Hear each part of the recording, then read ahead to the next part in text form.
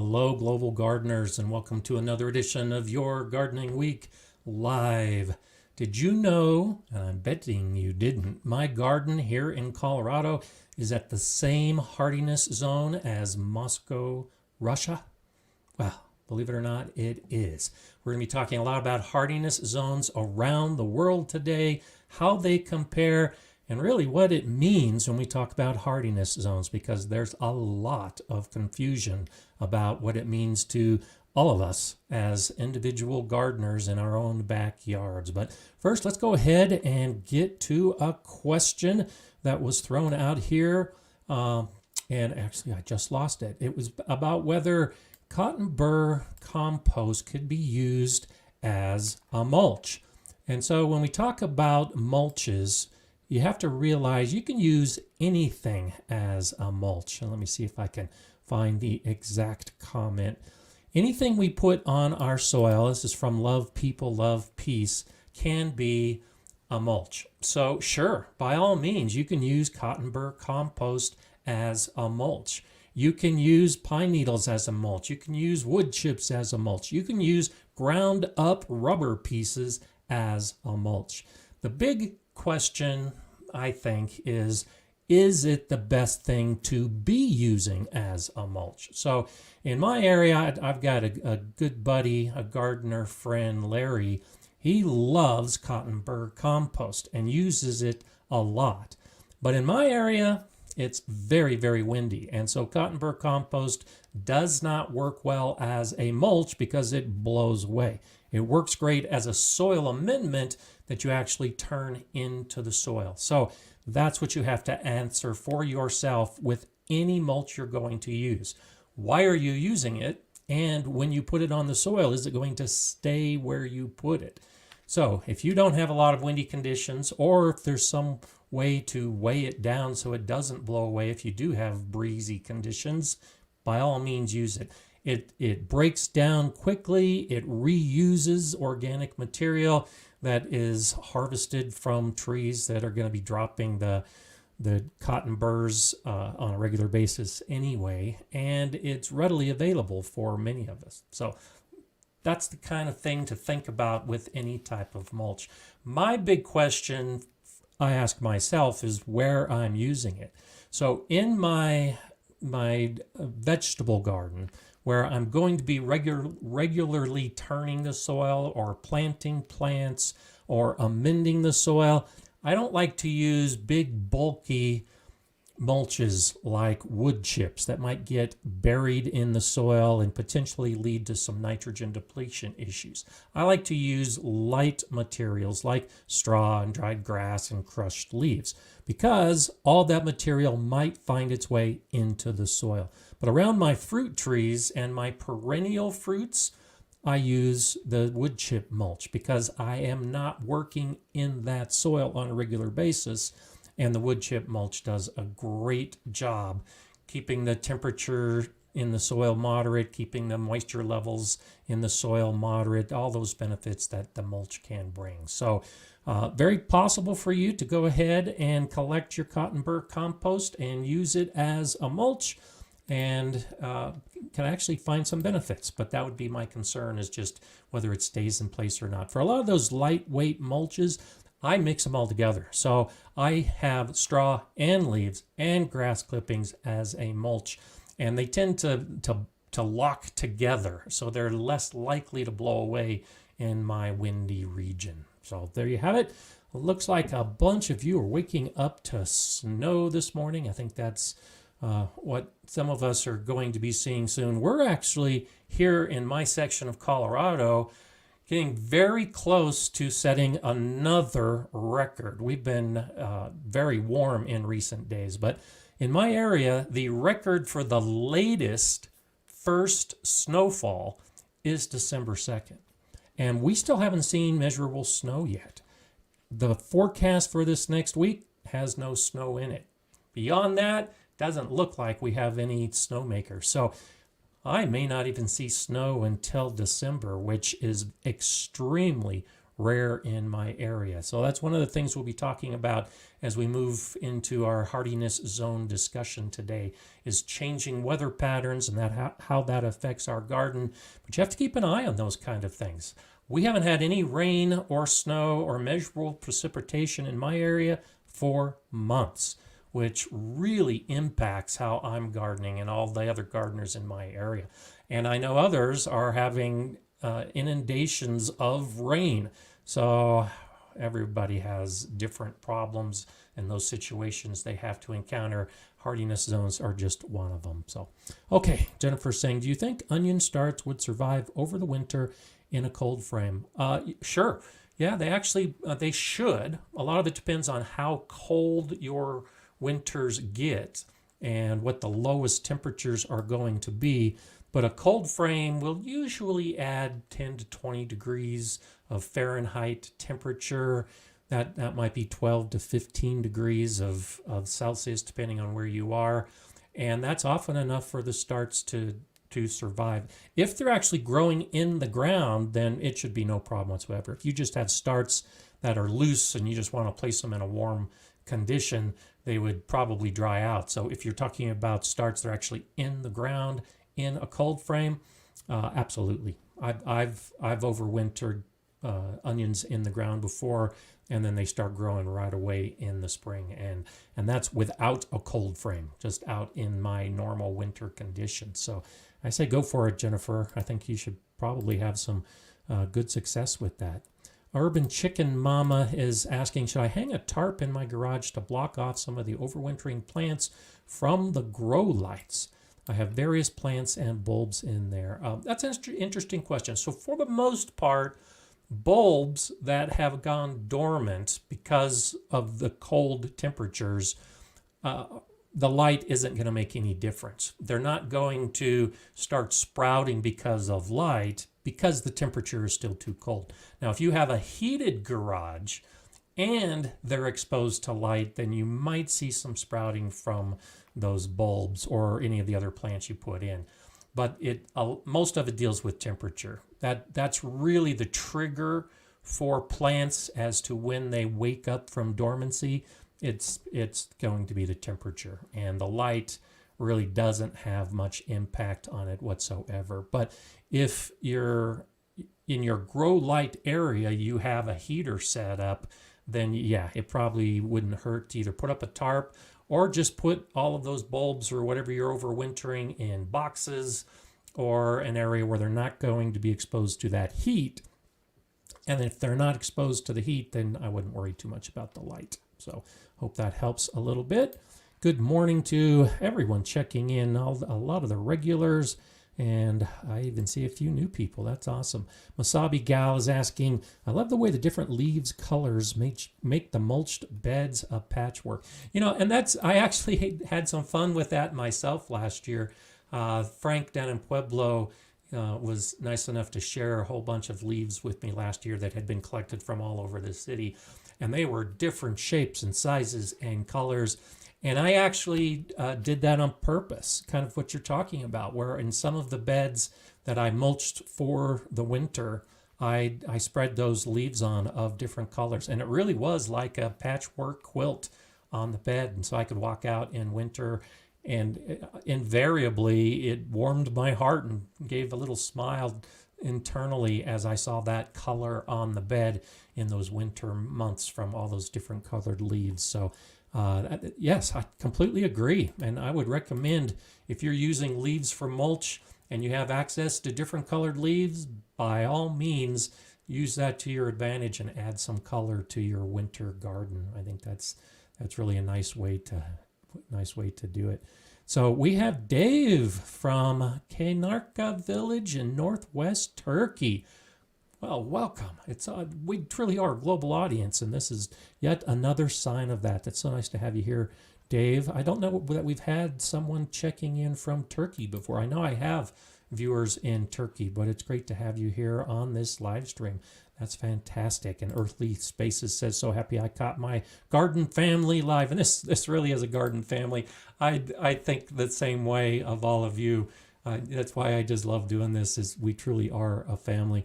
And so because we're talking family and talking about living in different areas like Turkey, let's go ahead and get into the main discussion today, and then we'll pop back to answer some more questions.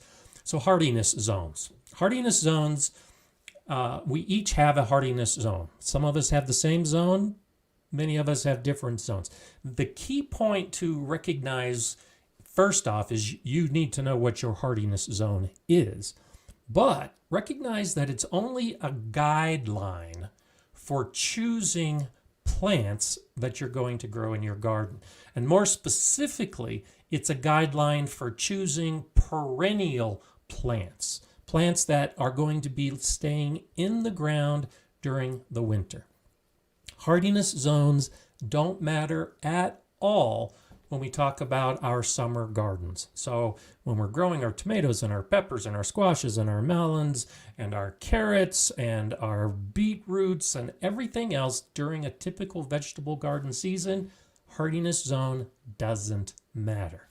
Because what a hardiness zone is a historical average of the lowest winter temperature.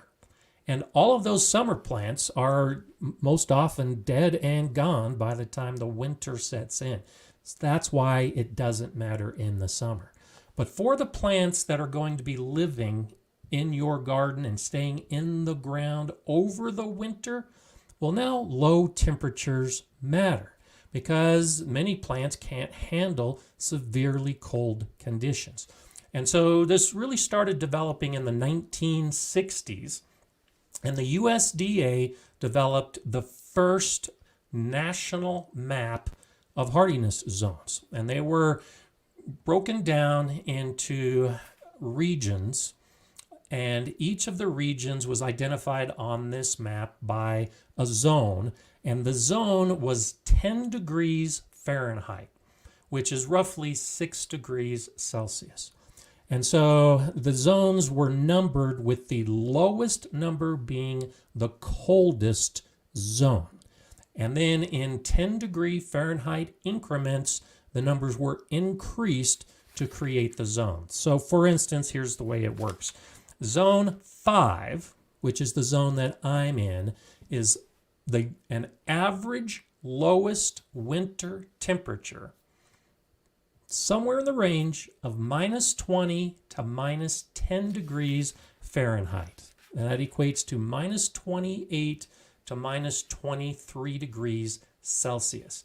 If the average lowest temperature falls within that range, then it's considered a plant hardiness zone 5. The next zone up is in a 10-degree increment. So zone 6 runs from minus 10 to 0 degrees Fahrenheit. Zone 7 is 0 to positive 10 degrees Fahrenheit. And so it works out to just over 5 degrees, but roughly 6 degrees Celsius. So zone 6 in Celsius is minus 23 to minus 18. Zone 7 is minus 18 to minus 12. And you'll progress with higher number zones being warmer in winter. Now, the key point to recognize here is we're talking an average lowest winter temperature. And the way the USDA has formulated their maps, it's a 30-year average. And so in the mid-60s, they developed this process, and they had a 30-year average of the climatological data throughout the United States, and that's how they came up with the map. And that map was in place until 1990. So about 25 years of time went by from when the map was first released until they did an update. And in 1990, they went back and used 30 years of data to form the new map that was published. That was not updated again until 2012. And so the maps that we're using in the United States right now that identify our hardiness zones date back to 2012. And it's probably going to be at least another 10 or 15 years before that is updated. And so what does that mean? So in 2012, they used 30 years of data to figure out what the zones would be. Well, it's been almost 10 years that we've had new data that it's beginning to change what the map may look like in another 10 or 15 years. And so some of the early discussion was talking about how some of you have a zone that changed, or some of you should have a zone that has changed, but it hasn't changed. Well, it hasn't changed because the map hasn't been updated yet, and it probably won't be updated for at least another decade. That's the way it works in the United States. And so in the 60s, when gardeners started using this process, countries around the world began following that example and setting up their own hardiness zones. And the zones tend to match pretty well, but the concept is the same. All the countries around the world that have established hardiness zones will use historical low winter temperatures in determining what those zones are. And so as we all experience weather and climate changes, our specific garden may not perfectly match with what a government map says it should. And I've said this before on some of my live streams, where I've noticed in the last 10 years that the conditions are warming in my garden. So even though I'm in a zone 5, it's changing. And I've noticed warmer winters. The way it's done in the United States, and this doesn't always hold true in all countries, it's further broken down into 5-degree increments. And so zone 5 runs from -20 to -10 degrees Fahrenheit. It's broken into zone 5A, which is -20 to -15, and zone 5B, which is -15 to -10. And so I'm designated in a zone 5B, which means on average, my lowest winter temperature ranges from -15 to -10 degrees Fahrenheit, which is about -25 to -23 degrees Celsius. And I've been warmer than that most of the time in the last 10 years. But this last winter, we had -15 degrees Fahrenheit. And so, sure enough, that will fit into the new calculations for the future. Even though we've only had a couple years that have been that cold. But about, I think it was 8 years ago, we actually dropped down to -18 degrees Fahrenheit. And so even though for most of the time you may have a very warm winter, it only takes one day to classify what your zone is going to be. And so this last winter, I would say on average, well, for sure, most of our days were above 0 degrees Fahrenheit. And 0 degrees Fahrenheit is about -18 Celsius. Almost every single day of the winter was that warm. But we had one day where it dropped down to the historical average low, and that's going to skew the data for the entire future as they start developing some of these maps.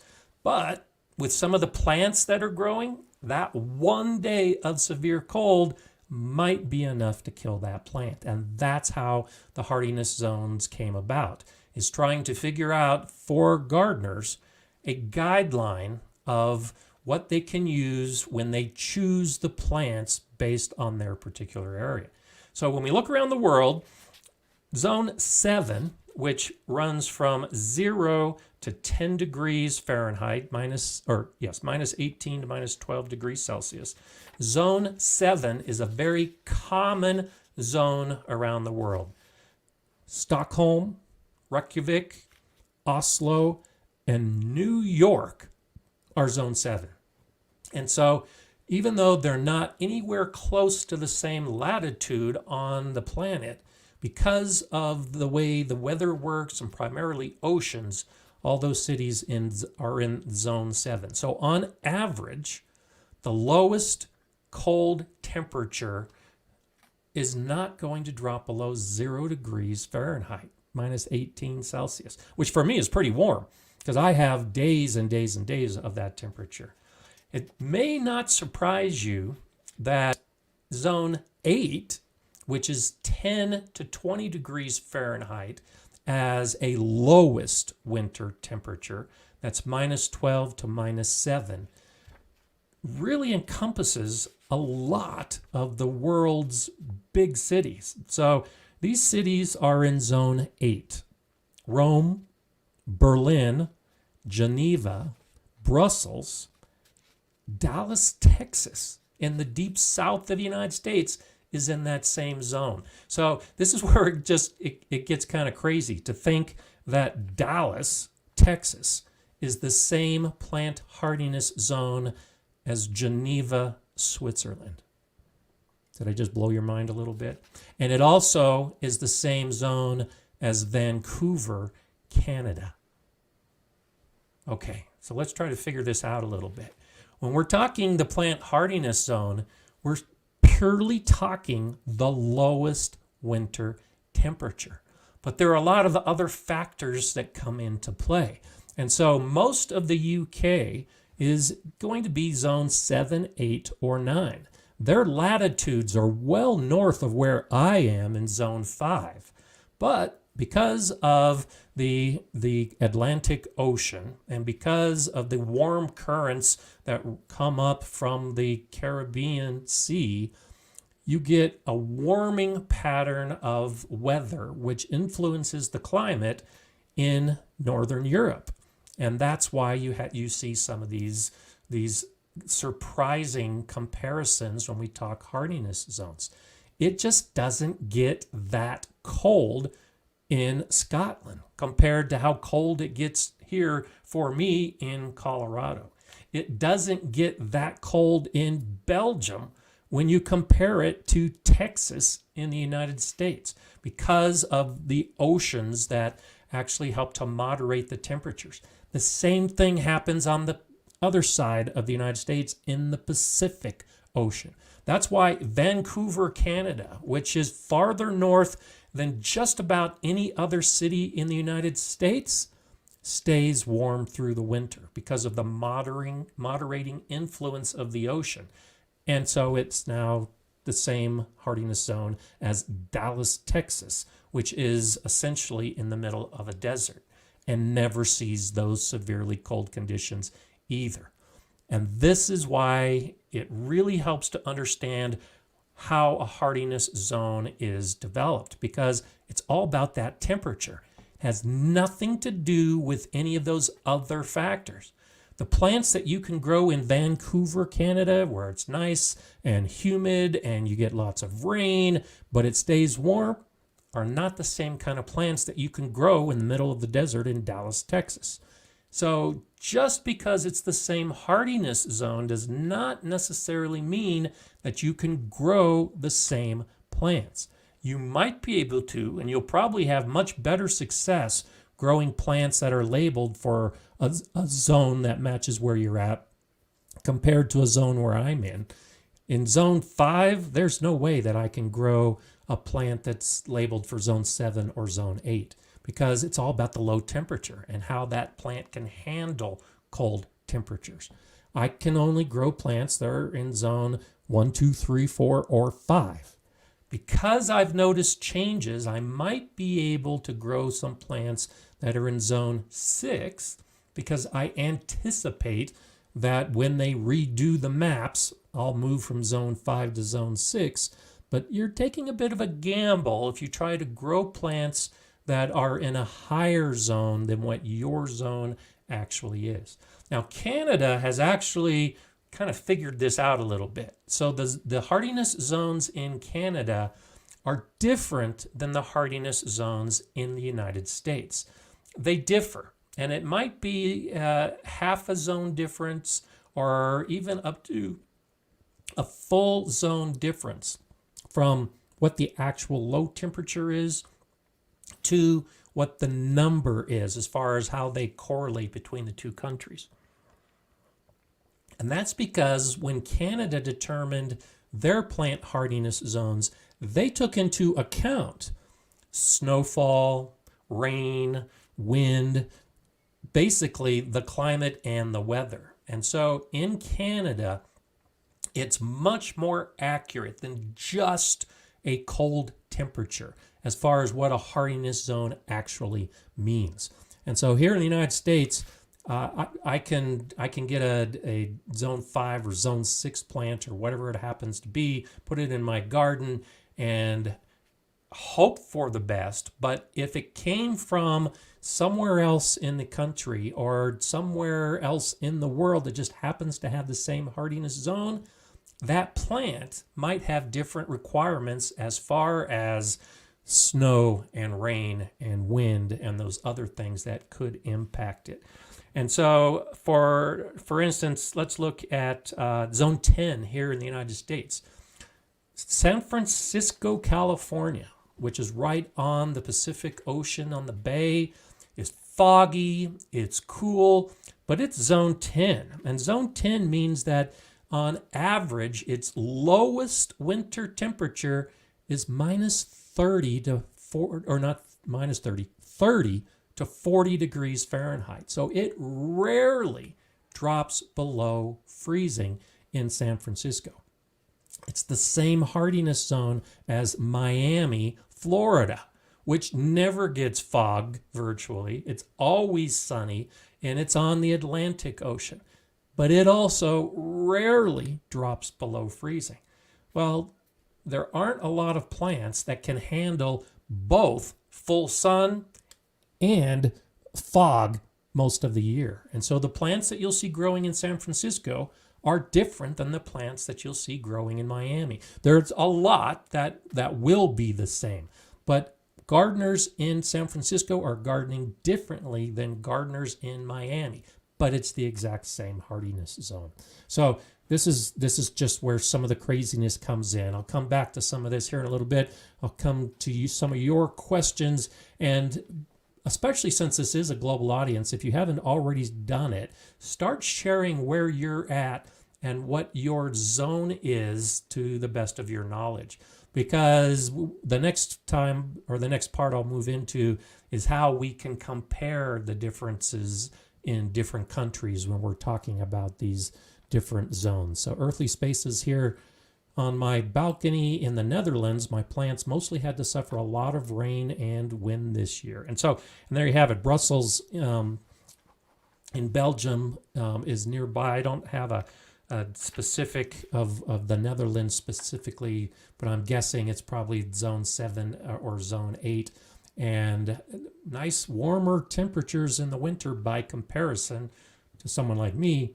But as I said earlier, I haven't had any rain this year. So lots of different issues that we have to contend with. Patricia says zone 5B in Alabama planted bare root hostas. Warm days have caused them to sprout. Is this okay? Yeah, it should be. Hostas are almost a foolproof plant. It's really hard to kill a hosta once they get established. And actually, by putting the bare roots in, they're right now sending out a lot of new roots. I would say when you do see the cold weather start to return, cover them and give them as much protection as possible until the real winter sets in. And so you'll be dropping down to about 5 degrees as a possible winter low, and the hostas will be able to do fine in that. But just give them protection when you start seeing the temperatures drop below freezing and staying below freezing. And then the leaves will die back, but the plant itself should be okay. And this is one of those situations where mulch also comes into play. Mulch will help moderate the soil temperature as well and help keep it warmer longer. So if you haven't mulched around the hostas, definitely mulch around them at this point as well. Sheena's Keto Homestead says, I actually hope for a mild winter because last year it was horrible and the bugs were worse than the mild winters. And so, that's a whole nother issue when we talk about our garden and our own weather and climate. That's why I say hardiness zones are just a guide.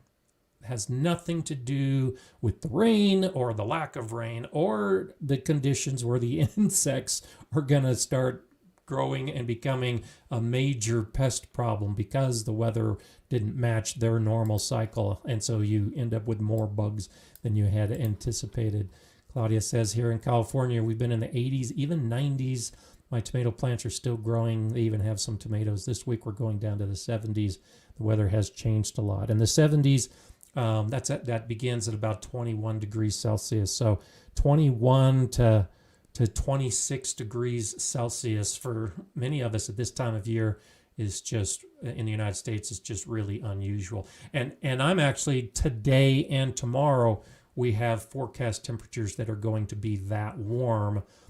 But in a couple days, we're supposed to drop down. So I think the high today is supposed to be about 72. That's 22 degrees Celsius. And the low temperature on Thursday is supposed to be 14 degrees Fahrenheit. That's minus 14 degrees or minus 10 degrees Celsius. And so in my garden, this is another aspect of how the hardiness zones really don't correlate to what the plant might be exposed to. I'm going to see almost an 55 degree difference in temperature from today and tomorrow to a couple days from now. And so the plants I'm growing not only have to survive the cold temperatures, but they have to be able to survive the massive temperature changes that I have in my region.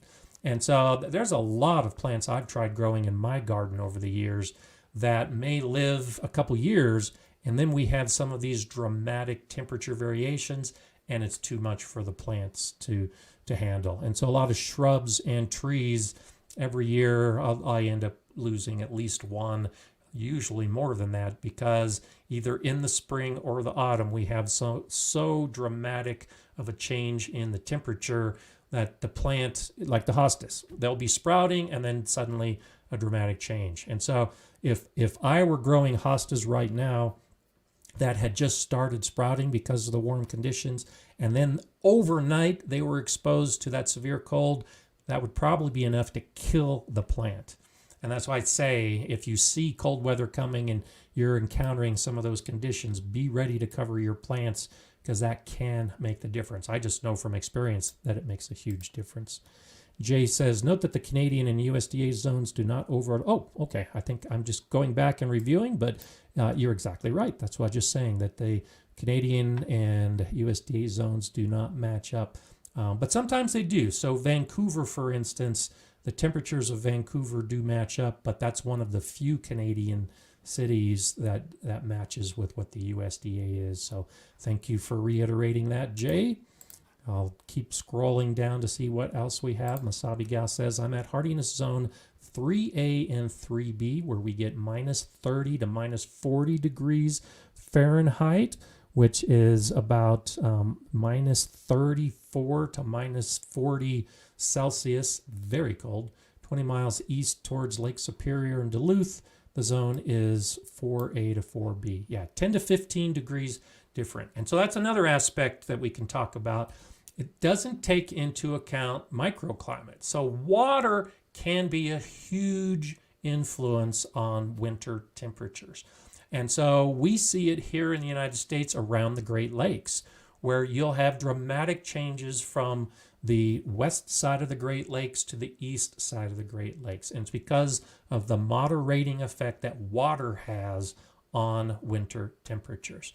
And so that doesn't surprise me at all, that you're seeing that big a difference when you're up in or anywhere near Duluth, Minnesota, because of those kind of situations.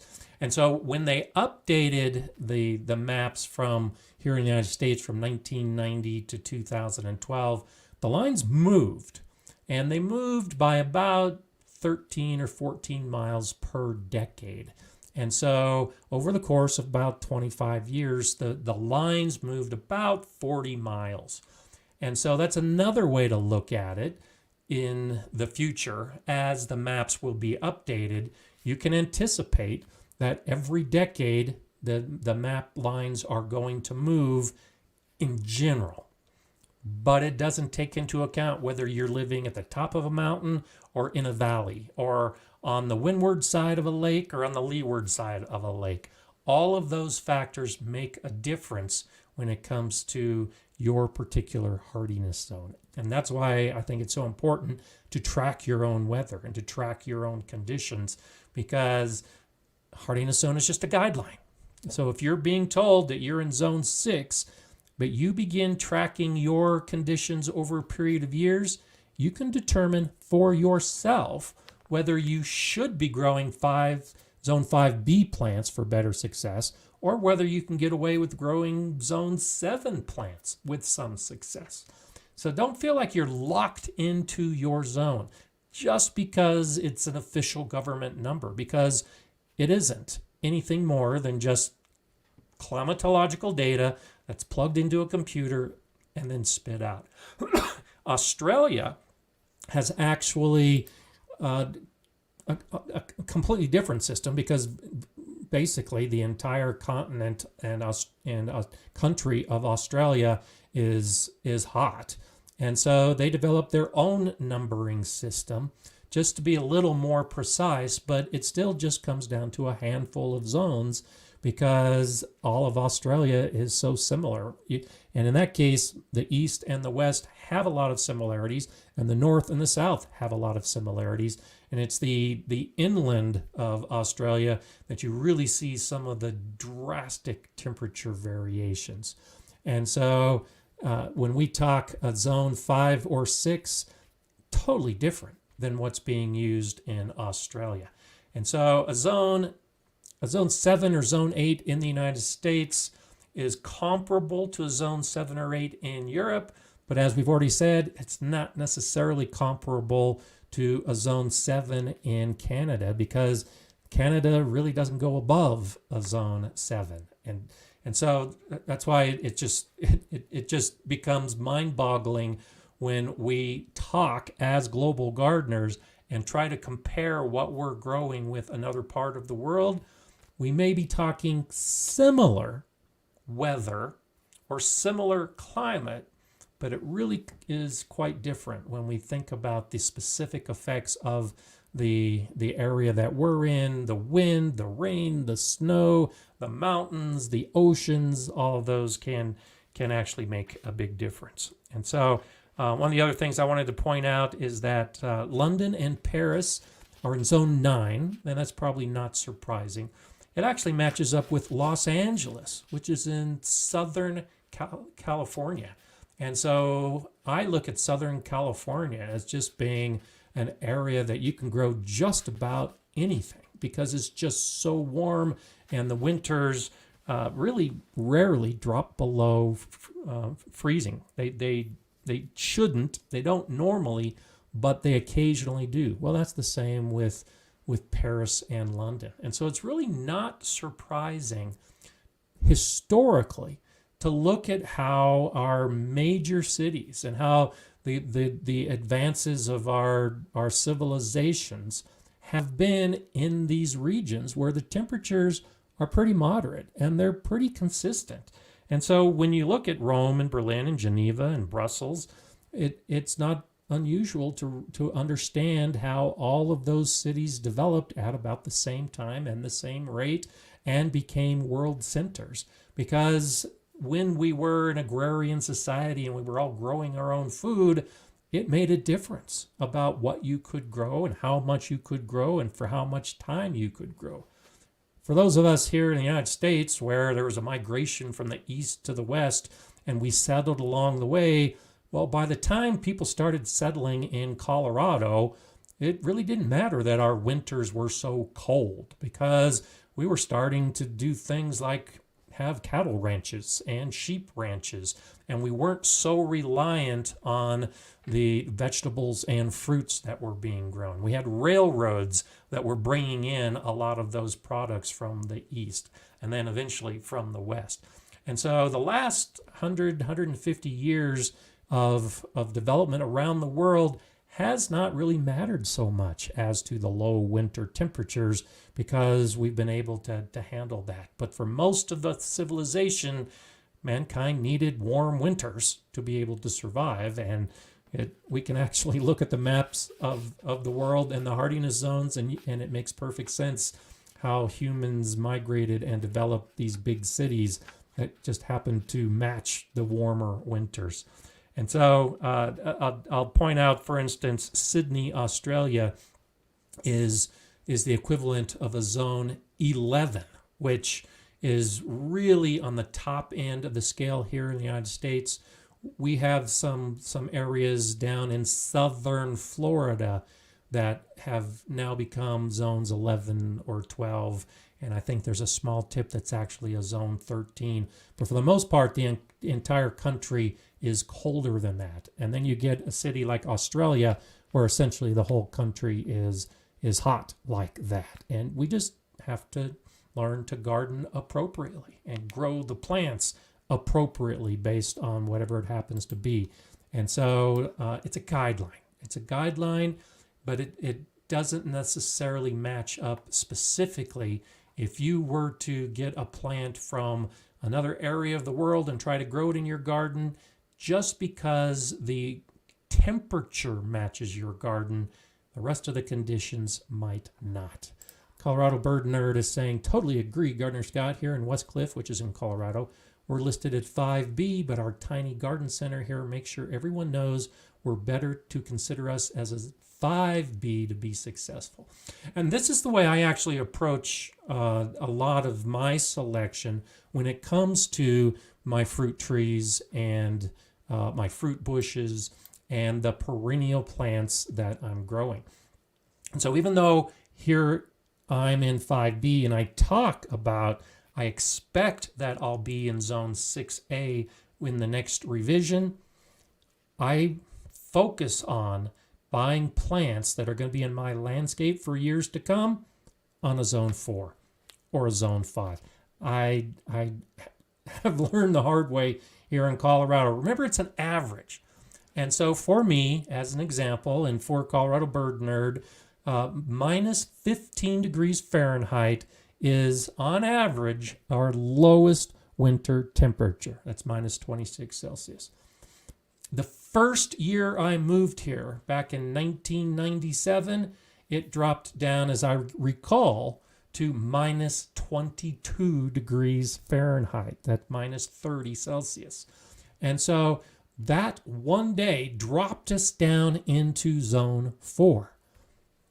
That's enough to kill plants that you've got growing that are rated to zone 6. And it's also cold enough to kill some zone 5B plants. So I completely agree with what your nursery is telling you.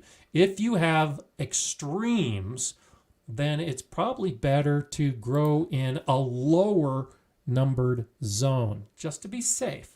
Because you might have, remember, it's a 30-year average that's often used. You might have 28 years of great warm winter weather, and then 2 years of just outrageous Arctic freeze conditions. And those 2 years are enough to kill all those plants that were rated for your zone. Here in the mountains of Colorado, that's what we have to live with. For most of you, you've got much more consistent weather, much more consistent climates. And so you may not have that concern. And that's why maybe you can get away with growing in a zone that's higher. But for some of us here in Colorado, yeah, it's better safe than sorry. And so when I put my apple trees in, I was looking for apple trees that were rated to zone 4 for that reason, anticipating at some point in the future we're going to get those extremely cold winters, even though on average everything is warming up. So Isabel says, next spring I'm getting apple trees. What kind of soil should I use in the hole I'll make? And so that's actually a good question, not just with apple trees, but with all trees. And I talk about this in some of my videos where I plant trees. I don't amend the soil at all. And that's actually what's being recommended now by most universities and extension offices here in the United States, at least. You don't amend the hole, because the hole you dig is only going to be supporting that tree for a brief period of time. And beyond that, the roots are going to grow outside the hole into your native soil.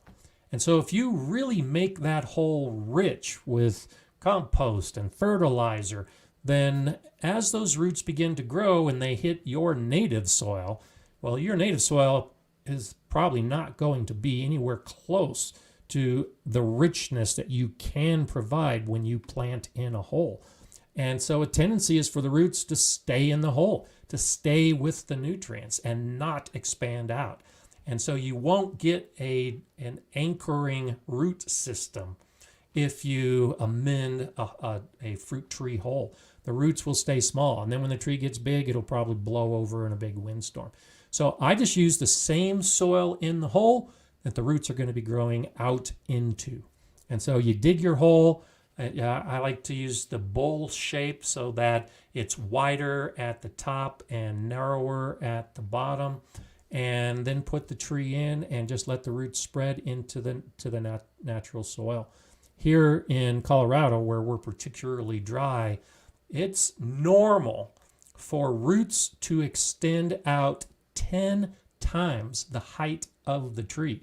So if I'm growing an apple tree that's going to be 15 feet tall, well, I can expect that the roots are easily going to be 25 to 50 feet away, and even potentially more with other types of trees in very dry areas.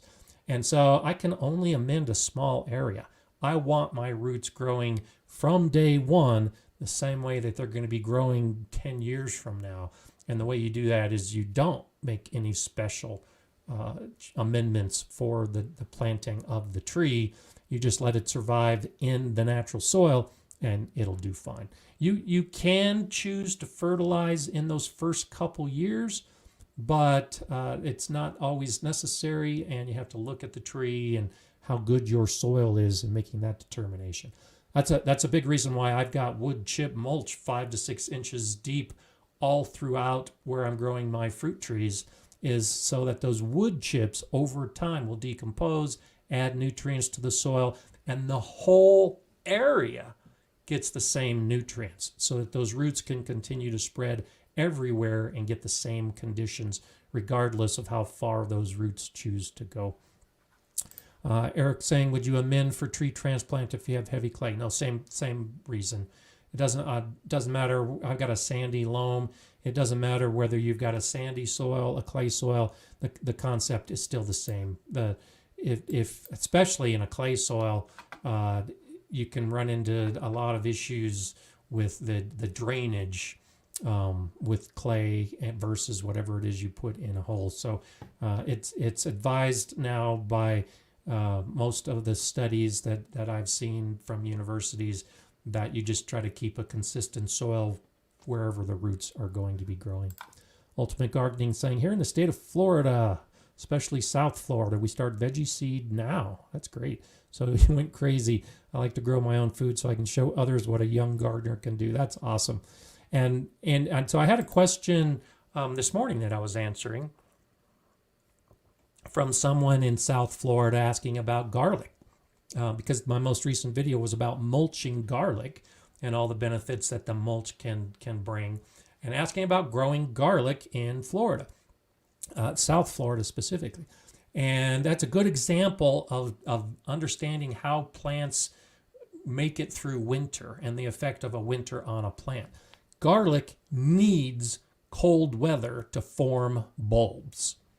And if you don't have that cold weather, the garlic is not going to form a bulb. Now, there are some varieties, Cajun varieties of garlic that can handle warm winters, but they're good only up to zone 8, maybe zone 9, and which is just below freezing, and they'll form bulbs.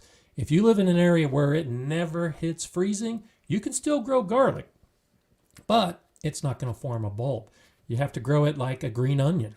You might get a little bit of where the clove expands, but you're not going to get that big garlic bulb that a lot of us can grow because we're growing in cold winters. And so I think it's great to be able to have a vegetable garden in winter, but you still do have to choose your plants wisely. And also, I was just looking today. Now, granted, I'm much farther north than South Florida, but right now sunrise to sunset for me is 8 hours. And the sun is very low in the sky. And so really, I'm only getting about 6 hours of sunlight. And that is a very low in the horizon sun. So it's not direct sunlight. And so even if I were to try growing in my greenhouse, I would be limited by what plants I can grow because I'm not getting enough sunlight to support those plants. So even in a heated greenhouse, I wouldn't be able to grow my peppers and my tomatoes and those plants that really like a lot of sun because I just don't have enough sun. I could give them the warmth, but I can't give them the sun. Now, South Florida, you get a lot more sunlight even during the winter. So there's a lot more that you can grow. But that's another consideration as we come back to the idea of hardiness zones and what plants we can grow is what your latitude is. And so when we look at like Oslo, Norway in zone 7, well, the amount of actual sunlight during the day in winter is much lower than what I'm getting. And I'm only getting about 6 hours of growable sunlight. And so the hardiness zone is purely temperature. It doesn't bring those other factors into play as far as what plants need. The amount of water, the amount of sunlight, all of those kind of things. And so when you're choosing your plants, yes, by all means, match the hardiness zone to your plant. But you also have to match the plant to how you're going to grow it and what conditions you're going to get when it comes to all those other factors. Okay, let's see what else. Rob's allotment is saying, good day back to you. Been listening but not able to watch. Find it very interesting today. I'm glad to hear that. Yeah, this is one of those things that hardiness zone is an important number. But as numbers go, I don't think it's as important as it's being led to believe, because there's a lot of gardeners that aren't keeping plants in the ground over the winter. And so in that respect, hardiness zone really doesn't matter. But then when they're choosing plants for their summer garden, they think they have to find something that matches a hardiness zone. And when you go to buy your tomatoes and your peppers, nowhere on the plant label will it say anything about a hardiness zone. Nowhere in the description will it say anything about a hardiness zone. And I know for new gardeners, this becomes very confusing. Why is it when I buy a rose bush, it tells me that the hardiness zone is 6, but when I buy a pepper plant, it doesn't say anything about the hardiness zone. And it's purely because of how we're growing the plant. Typically, for most of us, we're not keeping a pepper plant in the ground all winter long, and the hardiness zone doesn't matter. But if you were to look up the hardiness zone for peppers, it would probably be, I would guess, a zone 11.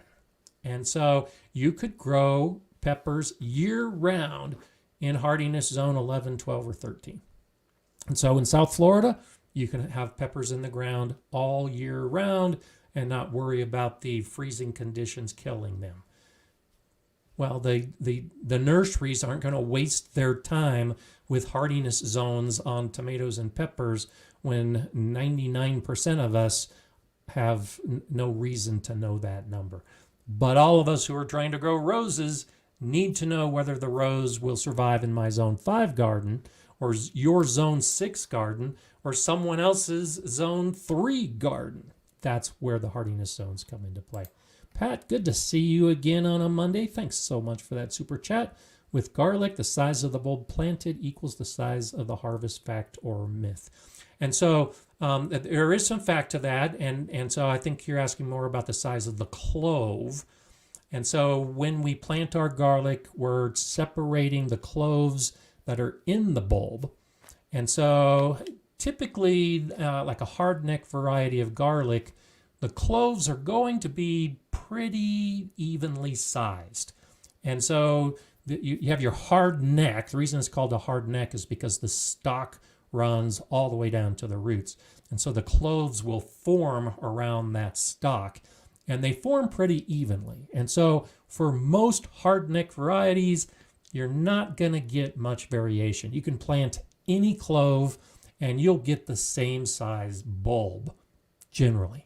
But for soft neck varieties, you don't have that, where you don't have that hard central stalk. And so you have a whole bunch of cloves in that soft neck garlic bulb, and those cloves will run the spectrum in size. You'll get some very small cloves, and you'll get some very big cloves from the same bulb. And in that case, the bigger cloves will give you bigger bulbs.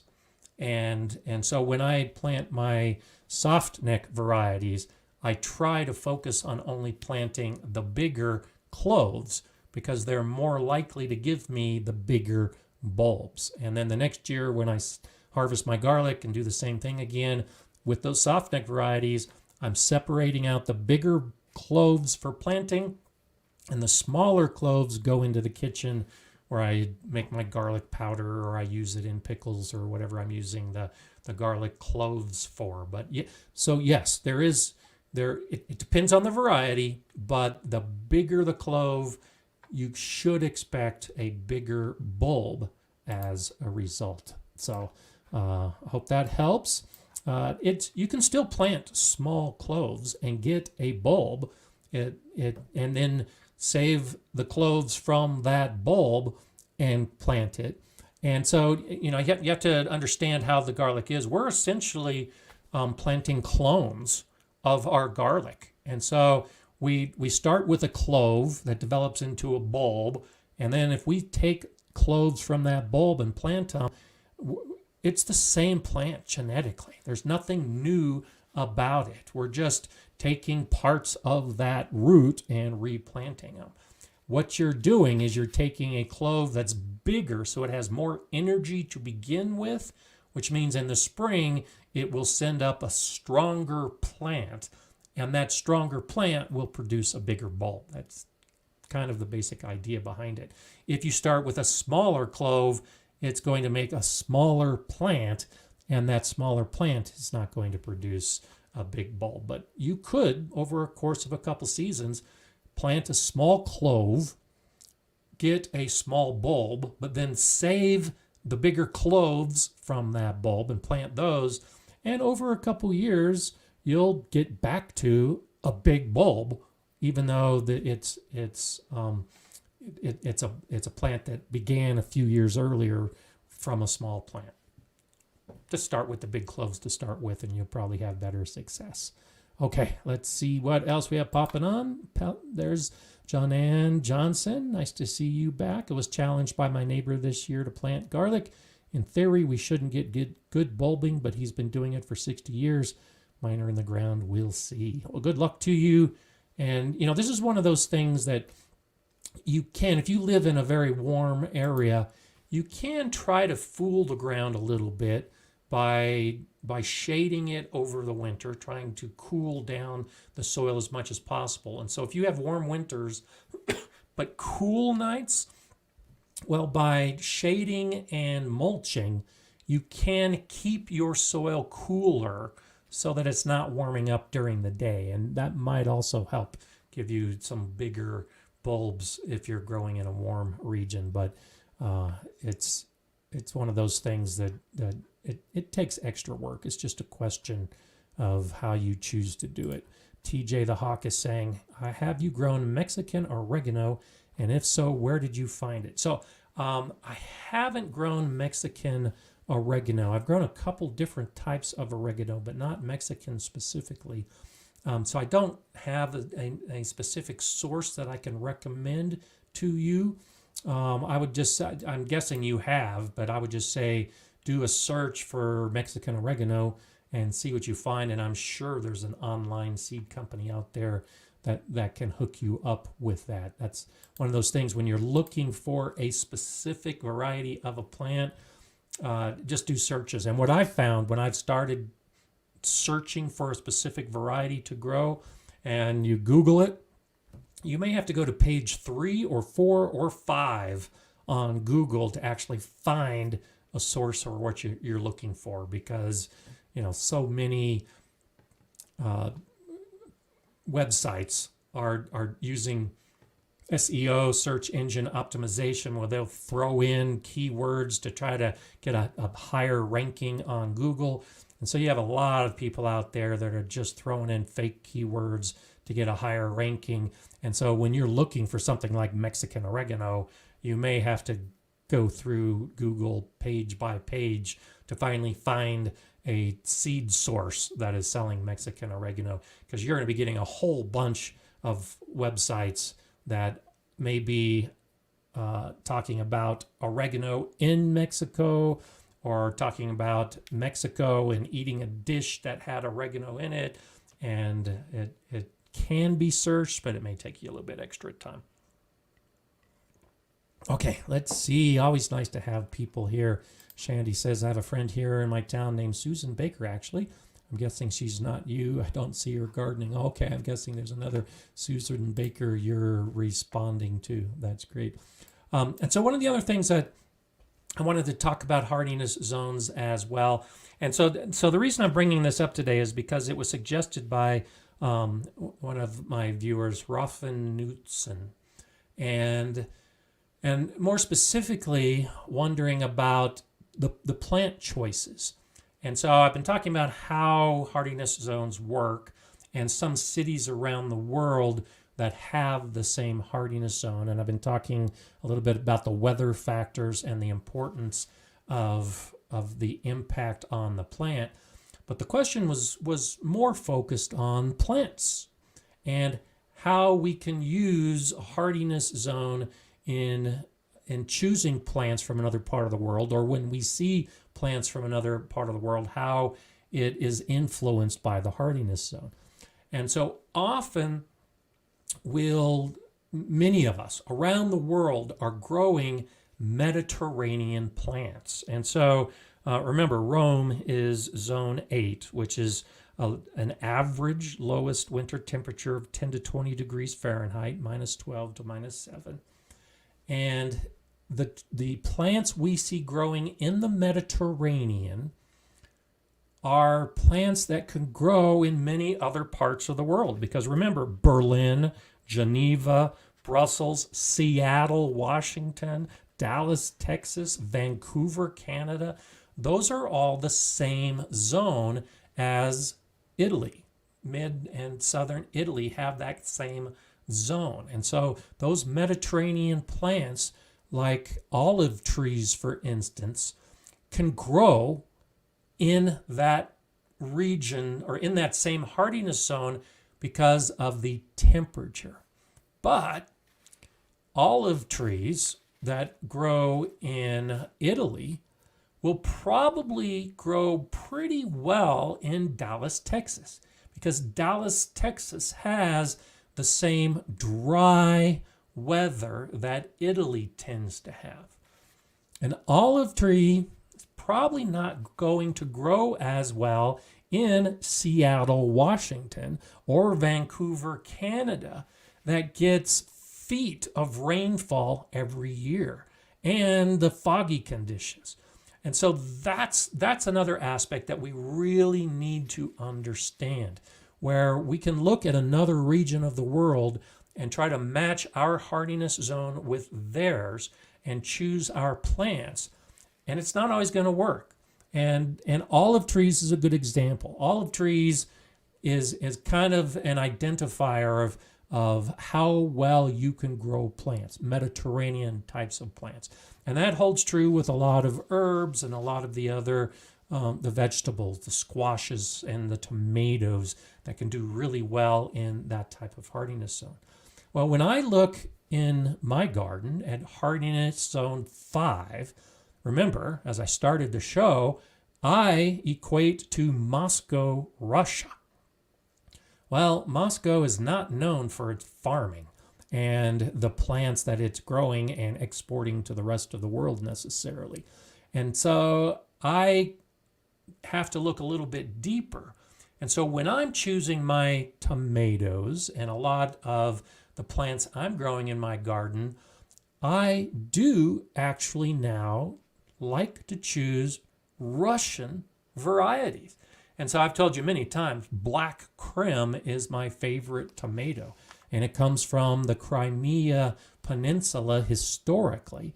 And so it comes from a hardiness zone that is comparable to mine. Now remember, tomatoes really don't matter when we're talking hardiness zone, but I can begin looking a little bit deeper, and this is where the next layer of understanding how hardiness zones really influence what we do in our garden.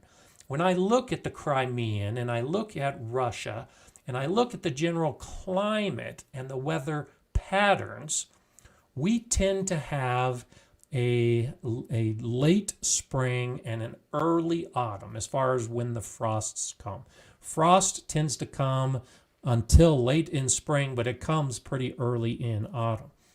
There are varieties of tomatoes that can actually handle cooler temperatures. And so the weather patterns of the Crimean match relatively closely the weather patterns of Colorado in the United States. So when I'm growing my tomatoes, I can grow a variety like Black Krim that when the nights start to cool down, they're not impacted as much as they would be with some of the other tomato varieties that need hot conditions the whole time. And so that's an important consideration. I also look at garlic varieties that do well in Russia for the same basic reason.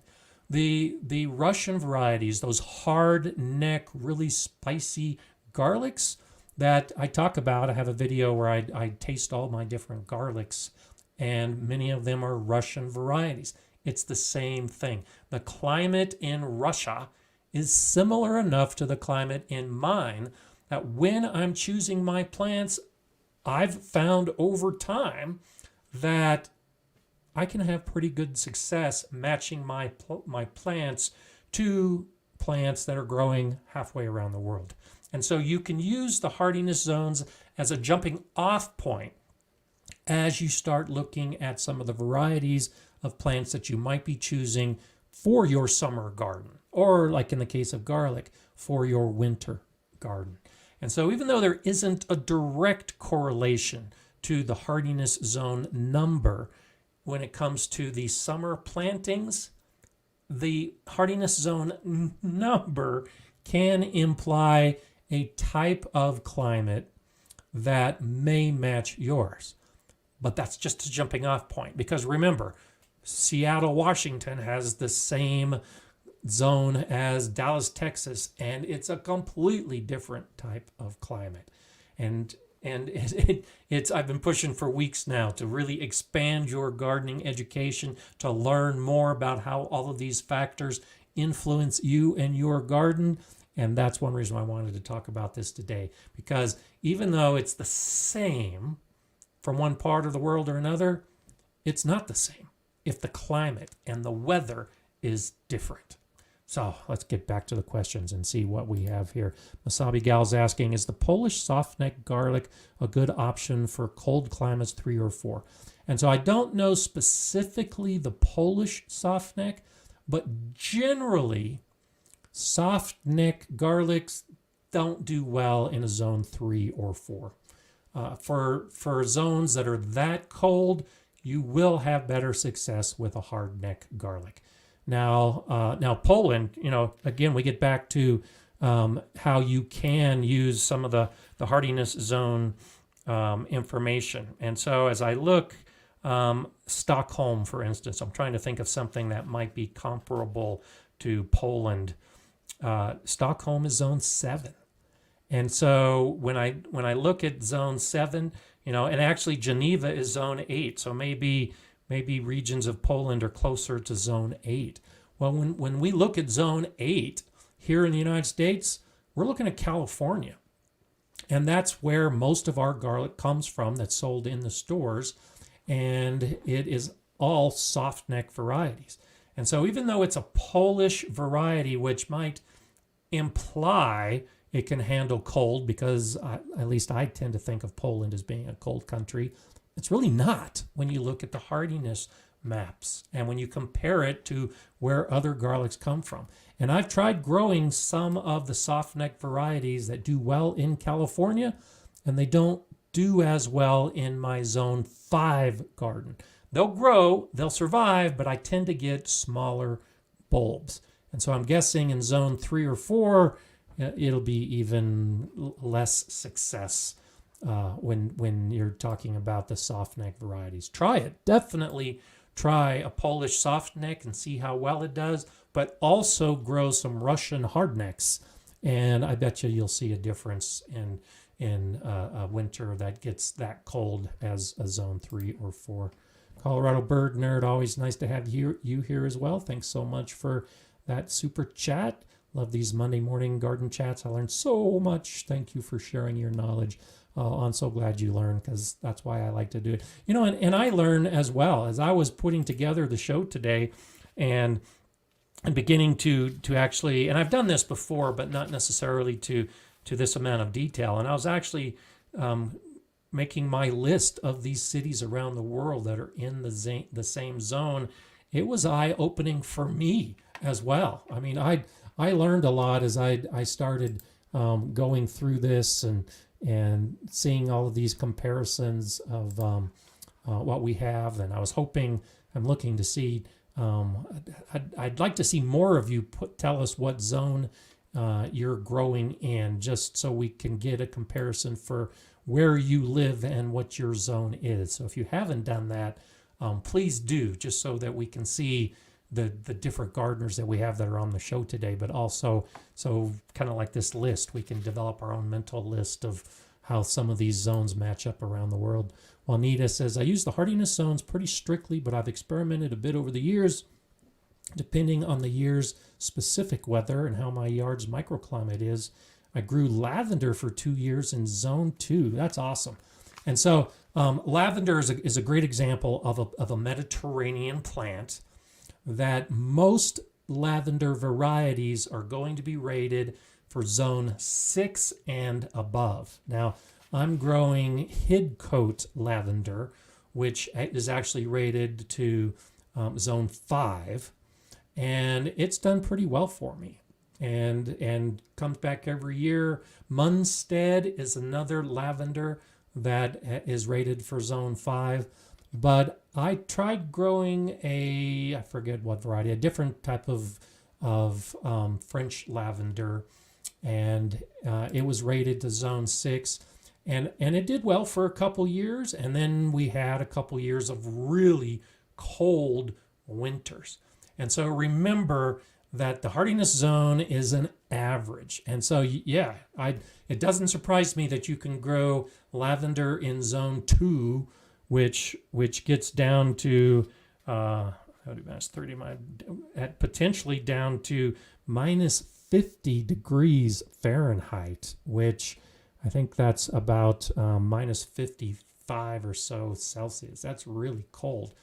But if you've had winters where the temperatures have been well above that, then the lavender is going to survive. But if the winters drop down to some of those historical lows, I would actually be really surprised that the plant would survive unless you're insulating it and protecting it. And that's another way you can grow plants that don't match your zone, is with protection. Kind of like we talked a little bit about the hosta. I could easily grow zone 6 and zone 7 plants if I intentionally protected them on those days when the temperatures were going to drop to those extreme lows.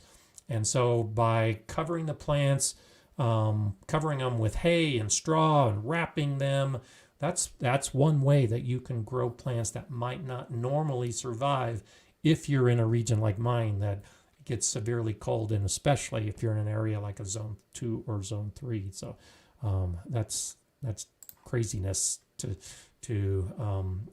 actually succeed with some of these plants unless you take that extra effort to protect them.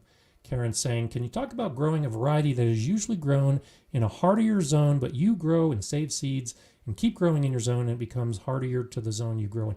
And so that's a good point. And I haven't personally done much with that, though I intend to as I finish building out my garden. And so actually this is a picture of my garden today. You can see that most of the flowers, everything's pretty much faded. The asparagus is definitely done.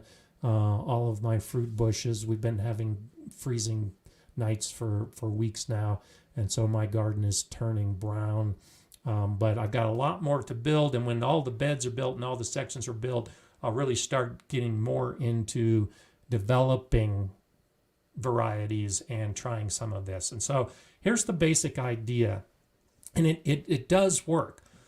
And this is how a lot of these plants have developed over the centuries. So for instance, let's talk lavender. We're growing lavender that is a zone 7 plant. And we notice in our garden that over a course of a couple winters, it gets really, really cold. And we had 8 of these lavender plants, and 7 of them died in those cold winters. Well, one of the plants was hardy enough to survive those winters. So now we save the seeds of that lavender plant and we plant 8 of those plants, and they do great for years. And then we have another spread of really cold conditions, and of those 8, only 2 survive. And so now we save the seeds and we continue doing that, and we can get to a point over time where the plant that originally was only good for zone 7, because we've been saving the seeds and choosing the seeds from the plants that we know can survive in colder conditions, we now come up with a variety that can handle zone 5. And so that's essentially how Hidcote or Munstead lavender developed. They took varieties that were probably growing in France and began growing them in England, and the weathers in that particular region of England was colder, and they were able to save the seeds and grow the Hidcote and Munstead, and they can survive colder winters than the French lavenders that are across the channel. That's how you do it. And so you can do it in your own garden. Now, it really doesn't work for the tomatoes and the peppers and the squashes, those summer plants, because they're going to be impacted by the severe cold. And remember, hardiness zones are really talking about the winter weather and the winter cold temperatures. But you can still do the same concept, and that's kind of how something like a black crim came about, and why a black crim does better in my garden than a mortgage lifter that was grown in Tennessee, which is 2 or 3 zones higher than mine. It's the gardeners recognizing that this particular plant does better when compared to another type of plant as the weather changes, or like the soft neck versus the hard neck garlics. You can pick out which ones will do better in an area that has your particular cold or heat. This is another thing that I really wasn't planning to talk much about today, maybe at some point in the future. But you're starting to see more countries and more regions develop heat maps, because while the cold temperatures of winter are an important factor for perennial plants, the heat that a lot of these plants are getting in summer may be too much for that plant. So they can handle the cold of winter, but they can't handle the heat of summer. And so Sunset Magazine really pioneered this a number of decades ago. And so you can actually find this in the United States, the Sunset map of the United States that has heat zones. And I know Australia is doing this as well, where now you choose a plant that can handle the cold of winter and the heat of summer. And so don't be surprised. There are some nurseries that are starting to do this. Don't be surprised if you don't start seeing 2 numbers on a plant tag or in a plant description. The one number will be the cold hardiness zone, and the other number will be the heat hardiness zone. We're not there universally yet, but it's coming. but it does say kind of blend back into this idea of saving seeds within your own garden. If you recognize that a plant does better than other types of that plant, then go ahead and save the seeds of that plant, and you can end up with it's essentially a new variety. Technically, it might be the exact same variety, but there might be enough genetic variation that the plants you're growing are side by side with the plant you buy from the nursery, but your plant does better because it has been growing in your garden year after year. And this is what I'm doing with garlic. So last year I grew, I think, 15 varieties of garlic. This year I'm growing 10 or 12 varieties of garlic. And what I did was select the clove size. I took after the harvest from last year's planting, this year I only planted the cloves that were biggest, the ones that did best in my garden. And I didn't even waste time on the smaller bulbs and the smaller cloves because I harvested them. They'll do fine, but in my garden, the other varieties did better. And so moving forward, that's what I'll focus on. And so next year, when I harvest my garlic and I save the bulbs and I plant the cloves, I'm only going to plant the cloves that are the biggest and hopefully continue that trend so that at some point I may only be down to a handful of different garlic varieties that I'm growing, but it's the garlic varieties that I know will do best in my garden. And so that's how you can use this concept, Karen, is be it seeds or cloves or any particular plant that you're growing. Compare it to your garden, I would suggest, rather than a zone comparison. Now, by all means, if you're in zone 5, you can start experimenting with zone 6 plants and do the same thing. The zone 6 plants that survive the zone 5 garden, then you save the seeds and you keep growing them, and hopefully you can get to the point where you're having that success with plants that might not otherwise be as successful. I'm still trying to do that with rosemary. Rosemary is one of those Mediterranean plants that does extremely well in zone 7, Italy. It's mostly rated down to zone 6, and I'm in zone 5. I can't grow rosemary outside over the winter. I've tried. I can't, because we get those cold winters that are enough to kill my rosemary. So the only way for me to grow rosemary is to grow it in a pot and then bring the pot into a protected area that never gets as cold as my outside air temperature. I hope some point that I can have or find a rosemary that will survive my winters. And so as I talk about experimenting, that's actually been in my mind for years, where I'll have a bed of rosemary with the intent of trying to find a plant that can handle my winters and then save those seeds and see if I'm not really trying to develop a new variety of rosemary and market it. I'm just trying to find a rosemary that will grow in my garden, and it may end up just being a single plant that I can save the seeds from and then have some success. And it may never happen, but at least it's worth experimenting if it's something that you want to try as well. And whether you're just choosing, that's why I say it's not necessarily a new variety. It might just be that particular plant has something different about it. It may only be 1 or 2 genes that are allowing it to do better in your soil, or how much water and rainfall you get, or that cold temperature, or the amount of sun or shade.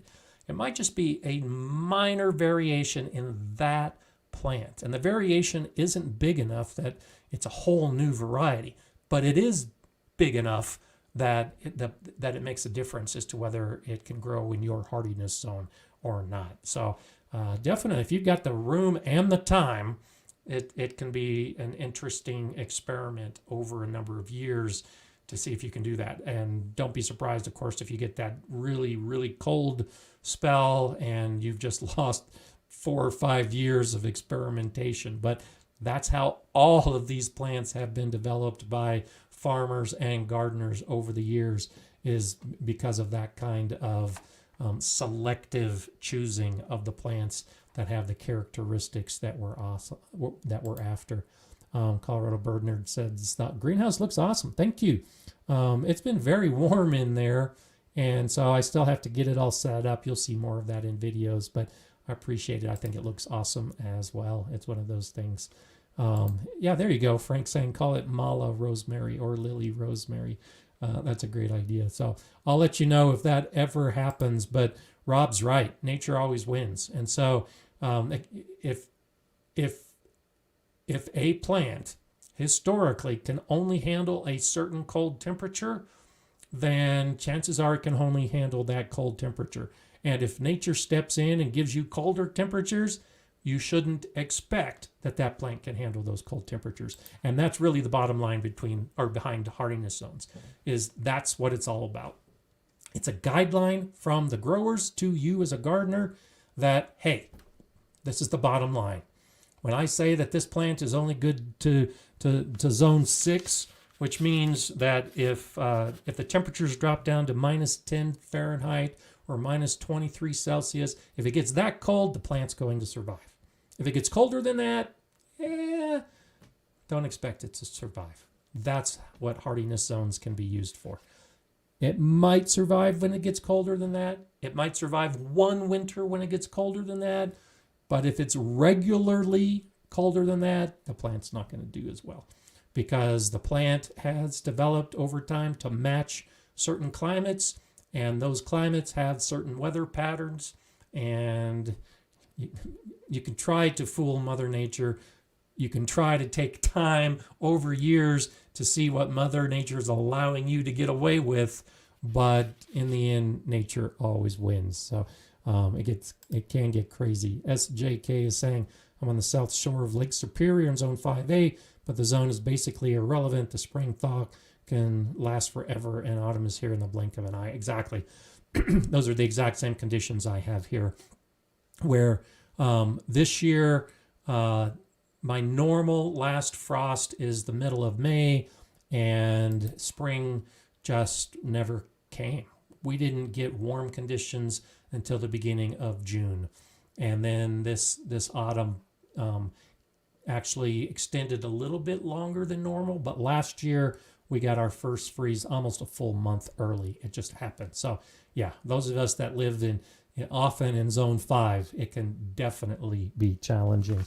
So let me move on to a statement that channel member Aniden Masazowitz, and I hope I'm close to the pronunciation of that, posted this week, or actually it was last week, I think. But I really find it interesting as we talk about autumn in particular and the challenges in the garden.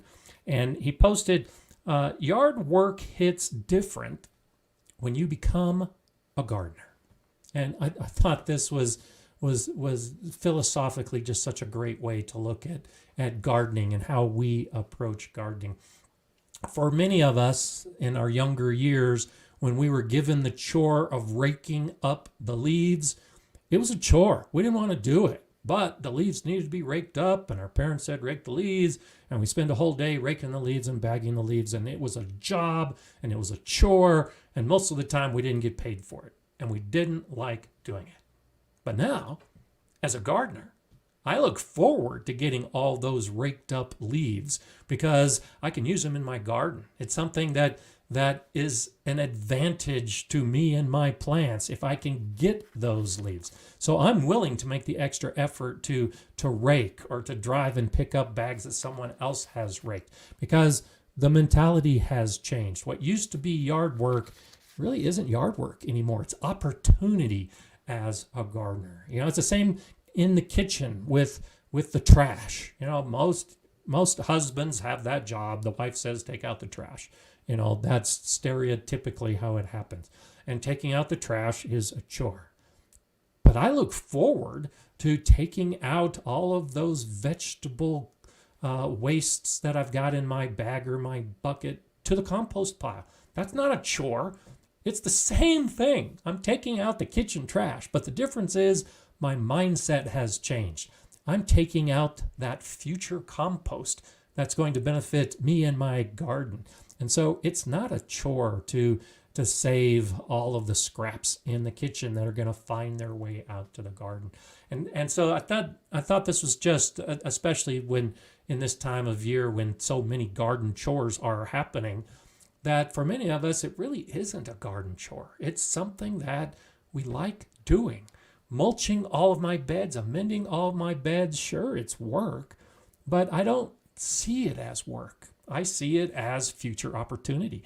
I think about all the plants that are going to be growing in those beds and how great those beds are going to be because I took the time to amend and mulch and prepare everything for next year to get that soil alive and healthy to benefit my plants. And so as you move forward into autumn and winter and spring for most of us, but for those of you that are already in spring looking forward to your gardening season, as you approach some of these chores, these tasks, these jobs in your garden, if you look at it that way, just stop for a minute and look at it the other way. It really isn't a chore. It really isn't a job. It's an opportunity. It's a way that you can benefit your garden through your actions. And you have direct actions that can achieve those benefits. And when I look at it that way, it's not hard work. That's why so many of us can get lost in our garden for hours, because we're doing work that most people wouldn't want to do and that people wouldn't even do if they were paid to do. The weeding, all the rest of it. But we do it because we like doing it because of the anticipated results. So if you find yourself in some of the days ahead where you might be struggling and working a little bit harder than you're used to in the garden, take a break, sit down, look at the whole thing. Even when things are dying, I think my garden still looks pretty darn good. I love the way it looks because most of these plants weren't here a year ago. So all the work I've done over the last winter to get all these plants in place was worth it. When I look at my asparagus bed right here, well, this was my second season of asparagus. This next year, I'm going to start harvesting. So all these plants that I'll be trimming back and cutting down here soon, it's not a chore to cut back my asparagus because I can anticipate in probably 6 months, I might be able to start harvesting some of that asparagus that I've been waiting 2 full years to harvest. That's the way I look at it. I look at the outcome and my efforts as they contribute to that outcome. So don't think of gardening as a chore. I think of it as just a nice way to get outside, keep my body moving, and then, like in the case of the asparagus, the opportunity to have something that is just fantastic. If you haven't grown asparagus, you should, if you can. It also needs cold winters. And harvest it fresh, eat it fresh. It's incredible. Fresh asparagus that's been harvested and cooked within half an hour is incredible. Nothing like what you buy in the store. And that holds true with so much of what we do in the garden. What happens in the garden as far as the harvests and our experiences are way better than anything we can get in a supermarket or just walking down the street. So enjoy it, take advantage of it, and don't see it as the chore that it used to be, but like Aneden does, be a gardener and recognize that it really is something you're doing that you're enjoying now that you have that mindset shift. And that's one of the wonderful things about gardening is so much of our world we can look at through the eyes of a gardener and actually enjoy something that most people don't enjoy. Hope to see you here next Monday. It's always great spending time with you, and I hope you have a great gardening week. I'm Gardener Scott. Enjoy gardening.